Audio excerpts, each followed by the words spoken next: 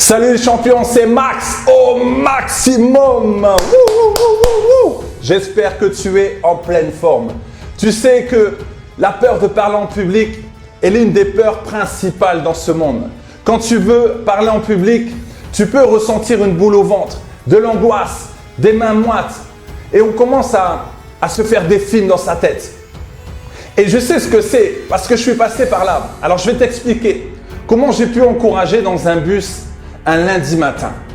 Alors tu penses que peut-être voilà, je suis à l'aise, je fais cela naturellement. Mais ce n'était pas le cas au début. La première fois où j'ai dû parler en public, j'étais totalement angoissé. Le jour où on m'a donné ce micro et on m'a dit « Vas-y, présente les annonces à l'Assemblée ». C'était dur et je me suis dit que si je ne le fais pas, je risque de passer à côté de ma destinée. J'ai compris que tout venait de moi, tout venait de ma mentalité, de la façon dont je voyais le public et je devais vaincre cette peur du regard des autres. Et plus j'allais devant le public et plus j'étais à l'aise. Alors tu peux demander aux conférenciers professionnels ou ceux qui ont l'habitude d'être devant un public. Il y a toujours ce petit stress avant de monter sur scène. Mais ce stress est une adrénaline. C'est là où on ne doit pas laisser le stress prendre le dessus, sinon on risque de paniquer.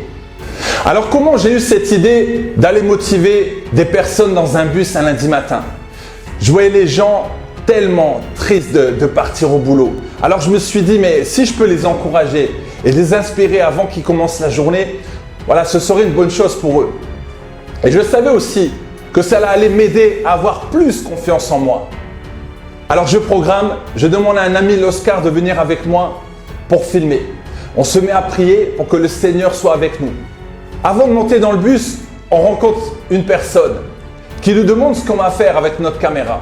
Alors on lui explique et là il nous dit mais les gens ne vont pas apprécier, mais ils vont vous jeter de bus en plus un lundi matin. Mais n'embêtez pas les gens.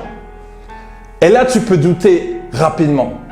Alors j'ai dit ben justement, c'est là où je vais voir si je suis un bon motivateur. D'ailleurs, j'ai dit, mais les gens vont applaudir car ils seront encouragés. J'ai dit à mon ami, on doit y aller là. On doit y aller parce que je sentais qu'il y avait le doute qui commençait à venir. Donc, je sentais l'adrénaline, là, il fallait qu'on monte, il fallait qu'on aille tout de suite. Je ne voulais pas reculer. On est entré dans le bus et j'ai demandé au chauffeur si je pouvais encourager les clients qui étaient ici. Il m'a dit, ok. Vas-y, de toute façon, ça va leur faire du bien. Bravo! Vous êtes super, vous êtes magnifique. Et je vous dis honnêtement, vivez la vie que vous voulez vivre. Parce que vous savez, le cimetière, il a de la richesse.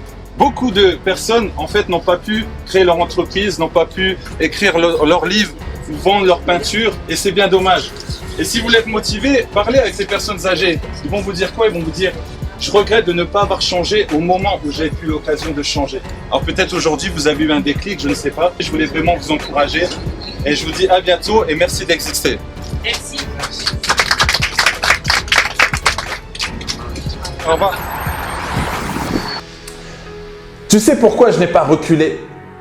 Car je me concentre sur le message que je voulais donner, tout simplement. Si tu as un message à donner, alors donne-le.